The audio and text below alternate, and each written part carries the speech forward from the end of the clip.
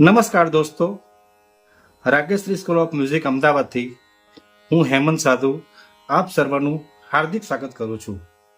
માતાજીના નવલા નોરતા દરમિયાન આપ સર્વે માતાજીની ખૂબ સુપ્રસિદ્ધ જય આદ્યાશક્તિ આરતી ગાવો છો અને વગાડો છો. અમારા રાગેશ્રી સ્કૂલ ઓફ મ્યુઝિકના ઘણા વિદ્યાર્થીઓની ઈચ્છા હતી કે નવરાત્રી દરમિયાન માતાજીની આરતી ગાઈ શકીએ અને વગાડી શકીએ, એ માટે આપ કંઈક કરો. ત્યારે મને એક વિચાર આવ્યો કે જય આદ્યાશક્તિ આરતીનું એક ટ્યુટોરિયલ બનાવવું, જેથી અમારા ક્લાસના વિદ્યાર્થીઓ સિવાય બીજા સંગીત શીખતા અને સંગીતમાં ખૂબ રસ ધરાવતા લોકોને પણ જય આદ્યાશક્તિ આરતીનું સાચું અને પરફેક્ટ નોટેશન મળી શકે અને તેઓ માતાજીની આરતી સારી રીતે અને સરળતાથી સમજીને ગાઈ અને વગાડી શકે. એ એકમાત્ર ઉદ્દેશ્યને ધ્યાનમાં રાખી આજે પ્રથમવાર અમારી રાગેશ્રી સ્કૂલ ઓફ મ્યુઝિકની યુટ્યુબ ચેનલ પરથી ટ્યુટોરિયલ બનાવવા માટે જઈ રહ્યો છું. મને આશા છે કે આ મારો પ્રથમ પ્રયાસ આપ સર્વને ગમશે તથા માની જય આદ્યાશક્તિ આરતીની ભક્તિરસપૂર્વક ગાયન અને વાદન કરવાથી માતાજીના આશીર્વાદ આપ સર્વને મળે તેવી આશા સાથે હવે આરતીને સંગીતના સ્વર અને શબ્દોથી શીખીશું. મિત્રો, જય આદ્યાશક્તિ આરતીની શરૂઆત આપણે કાળી ચારના સ્વરથી કરીશું. આની અંદર સા, રે શુદ્ધ, ગ શુદ્ધ, મ શુદ્ધ, પ શુદ્ધ, ધ શુદ્ધ અને ની કોમળનો ઉપયોગ કરીશું. એ સિવાય મંદ્ર સપ્તકની અંદર ની શુદ્ધ, ધ શુદ્ધ અને પ મંદ્રનો ઉપયોગ કરીશું. આપ જોઈ શકો છો કે આમાં સ્વર લખેલા છે. એક માત્રામાં અર્ધચંદ્રકાર જેમાં આપેલો છે, એનો અર્થ એ થાય કે એ સ્વરો એક માત્રામાં સાથે વગાડવાના છે. જેમાં સ્વરની નીચે બિંદી છે એ મંદ્ર સપ્તકનો સ્વર છે. એ મંદ્ર સપ્તકનો સ્વર એ સાથી નીચેના સ્વરમાં ઉપયોગ કરશું. એમાં નીચે એક્સનું એક ચિહ્ન દેખાય છે, એ સમની નિશાની આપવામાં આવેલી છે. સમ એટલે તાલની પ્રથમ માત્રા. ગાતી અથવા વગાડતી વખતે જ્યાં તાલીથી વજન આપવામાં આવે તે માત્રા એને સમ સમજવામાં આવે છે. જ્યાં દરેકની તાલી એક સાથે પડે છે એ જગ્યાને સમ કહેવામાં આવે છે. એનું નિશાન છે એક્સ. હોપ કે તમે બધા મારી વાત સમજી ગયા હશો. તો હવે આપણે બધા જય આદ્યાશક્તિ આરતી શીખવાની શરૂઆત કરીએ. મંદ્ર સપ્તકના પથી શરૂઆત થશે. જય આદ્યાશક્તિ મા જય આદ્યાશક્તિ. આના સ્વરો છે પ સા સા સા ની સા રે રે મ પ ધા પ મ રે.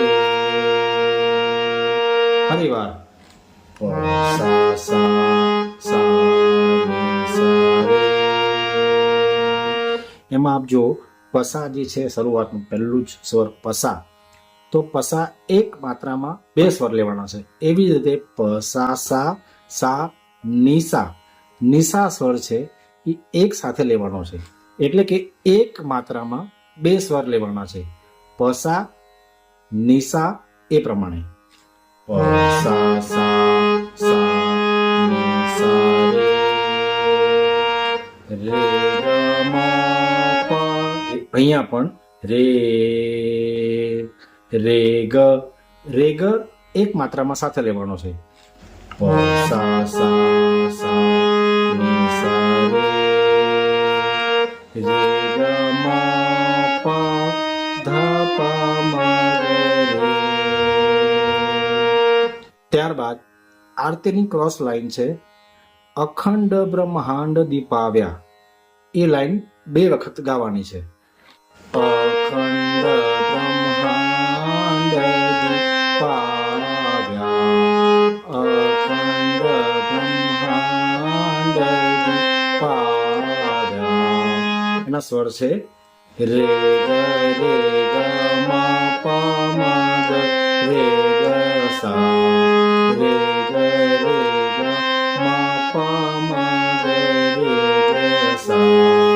અહીંયા પણ આપ જોઈ શકો છો કે રેગ રેગ મપ મગ રેગ સા.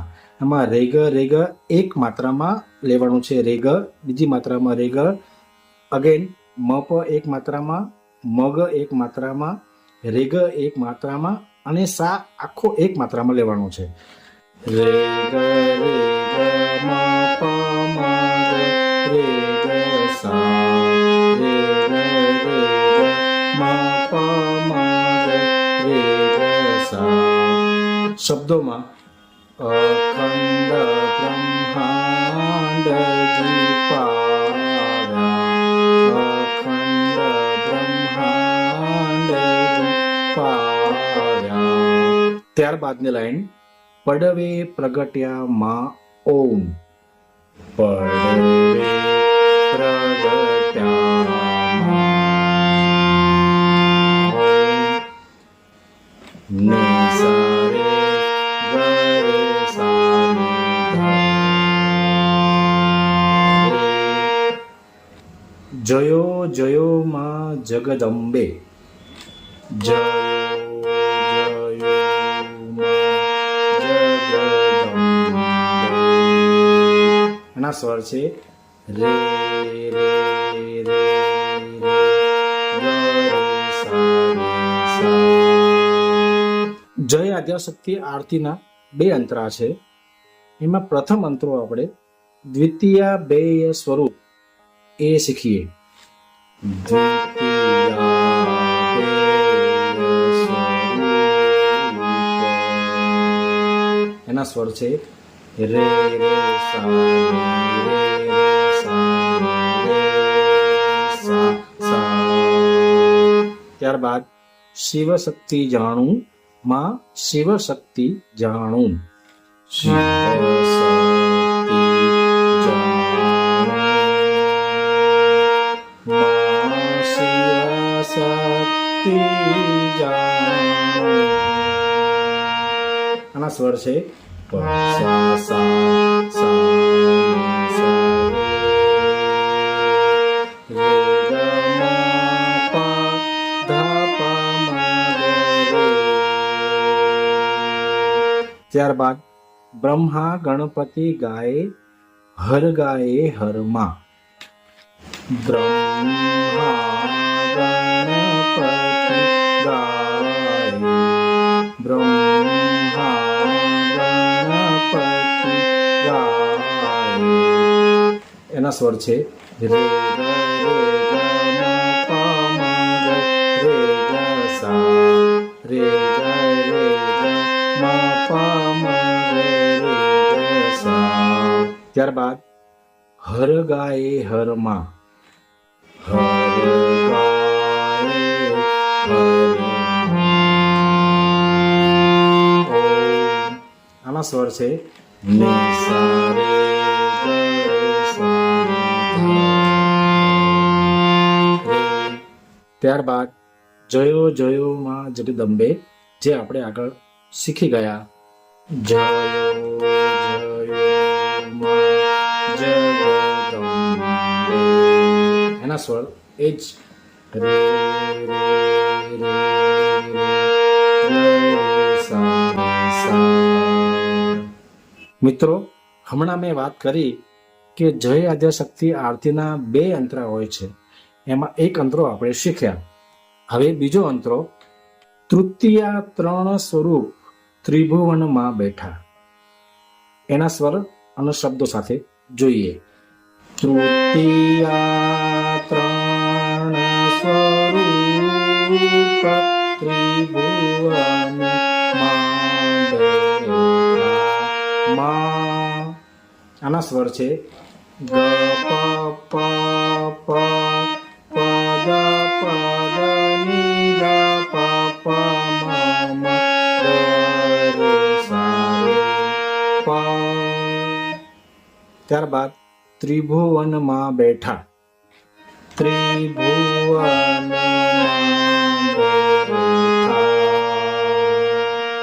આના સ્વર છે પ પ મ મ ગ રે સા રે. ત્યારબાદ ત્રયા થકી તરવેણી એ લાઈન આપણે શીખીએ.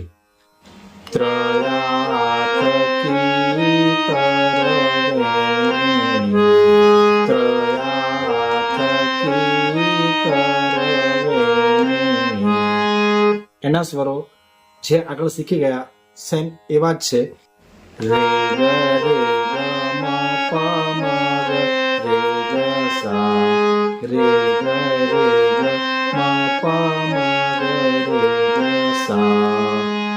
હવે તું તરવેણીમાં ઓમ એ લાઈન આપણે શીખીએ. તું તરવેણીમાં